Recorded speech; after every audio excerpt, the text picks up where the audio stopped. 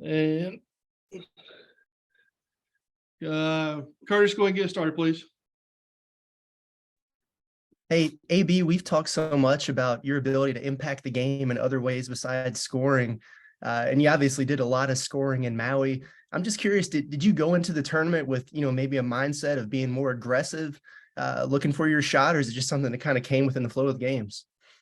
I knew the teams were going to be playing there were going to be high level, and the pace in the game was going to be high level game. So I kind of came in a little more aggressive than I have been the rest of the season. But at the end of the day, it was just taking what the defense gives us, and my teammates trusting me, getting me the ball and telling me to be confident and play. So, I came in a little more aggressive, but it was just the same thing, really. And, how does a performance like that on that kind of stage help, your confidence individually? And then how do you feel like the team is looking and feeling after that? Individually, it just shows that I can do what the team needs me to do. Some nights it's going to be score. Some nights I'm going to need to facilitate. Sometimes it might be a little bit of both. And I think the team's always kind of been pretty confident, but just two big wins like that, and then the third game, it kind of helped show us what type of team we are and how good we can be if we lock in and do all the little things a little bit better. Bob? Hey, Anthony. 26 in back-to-back games in high-level competition. Did you surprise yourself at all? We obviously know you're a really good player, but 52, and I guess you led all the great players earlier. I think you had the highest scoring average. Yeah. Did you expect to score that well? I just come into the game trying to do what the team needs to do. So throughout the flow of the game, I kind of figure out what they need me to do. So I was just getting good looks. Teammates are setting me up.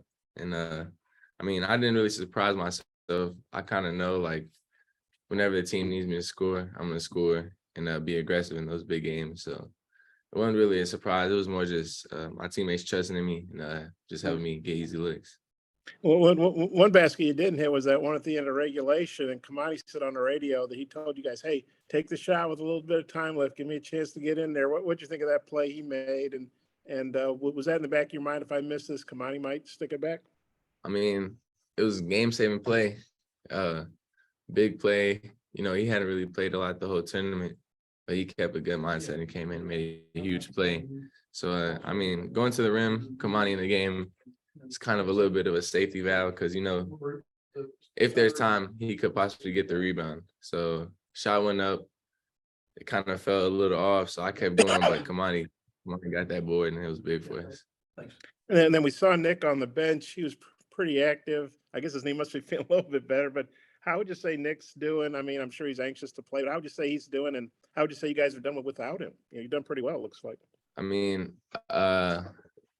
That's really up to Nick, to be honest, but he's high in spirit. He's been a good teammate for us. And we just try to continue to play hard without him, even though we miss him and we know how much better he makes us. But yeah, that's all up to him. I can't really tell you. I don't really know how he's feeling, but I just know he's super high in spirit and he's being a real good teammate. And then you guys, 3 games in 3 days, high-level games, long trip home. Are you guys going to be ready for Monday? I know you're young and everything, but how do you feel about, I guess, coming off the high of that experience and then getting back into the regular season? We're a little banged up across the board, pretty tired from those 3 games, but we're going to do the best we can to prepare for Troy on Monday and just get the right combination of practice and rest. And I think after that, we'll be ready to play on Monday. Okay, thank you. I might have a couple more, but I'll turn it back to Mike. Thank you. Scotty? I don't know there's a whole lot left to ask, but I'll go with what are some your overarching takeaways just from the team as a whole over those 3 games? What did you learn about the guys? I think we showed great toughness in the fight. I think at one point in the Crane game we were down 12, and then that San Diego State game we were down. So we just battled all weekend, really. It's tough to play 3 games back to back to back. and we had guys playing a lot of minutes consistently. So I just saw a lot of fight from the team, and we really came together. We were all pulling for each other, and we all just wanted to win. So, I mean, we were pretty tough this weekend, and we battled all weekend. I think you mentioned a couple of weeks ago that you've maybe never been defended like you are now. I'm curious how you've adjusted to that, or what adjustments you've made to, I guess, have the scoring games that you've had recently. Well, Coach Musk just told me really just shoot the ball, stop thinking about it, and just play with a little more confidence. And then once I started doing that, they couldn't really guard me that way. So it kind of opened up the game for me. And like those games where they're guarding me like that, it was hard for me to just do whatever. So once I shot the ball, I started opening it up and making the game easier for me. Last thing, I think Trevin got in some foul trouble in that first game, probably pretty frustrating. But the 2 second halves in the last 2 games, he was like a different level. What did you see from Trevin? What did he give you guys when he was on the floor? Just what we know he can do. Shot the ball well, blocked shots at a pretty high level, rebounded and defended, despite being in foul trouble. I mean, he's a special talent. He just showed that this weekend. I think if he would have stayed out of foul trouble, his numbers would have been a little bit higher than they even were. But we really just saw the Trevin we know, and he really just rose to the occasion in the big games.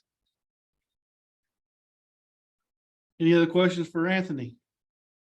Yeah, I had one more if it's okay. We saw Ricky, I guess, Wednesday night, and he was 0 for 7, missed the dunk. You're thinking, man, he played 40 minutes last night. He doesn't have his legs. He's spent. And then he ends up hitting 6 out of 12 and scoring 19 or whatever it was. What'd you think of how he kind of battled through some adversity, wasn't having a good game, and then he just kind of, got back to playing the way he had been? I mean, Ricky's one of our best shot makers, so we kind of just told him keep shooting, keep being aggressive, and we needed him to keep being aggressive that game, to be honest. And they just started falling, so that's what we knew was going to happen as long as he was still aggressive. And I mean, he was really big for us down the stretch. Like, we really went to him a lot, and he answered. So he really just did that all weekend. So it was just a big tournament for him. And did you guys sleep all the way on that 10-hour flight or whatever it was? And did you guys sleep when you got home, or what was that like? Back and jet lag? I mean, the sleeping arrangement was a little off on the plane, but I probably woke up like 5 or 6 times. But other than that, we were all trying to sleep. We were tired. Yeah. Are you feeling okay now physically? Yeah. Oh yeah. Physically, yeah. Still just a little bit tired though. Yeah. Okay. Thanks, man. Appreciate you. Yeah. All right, y'all.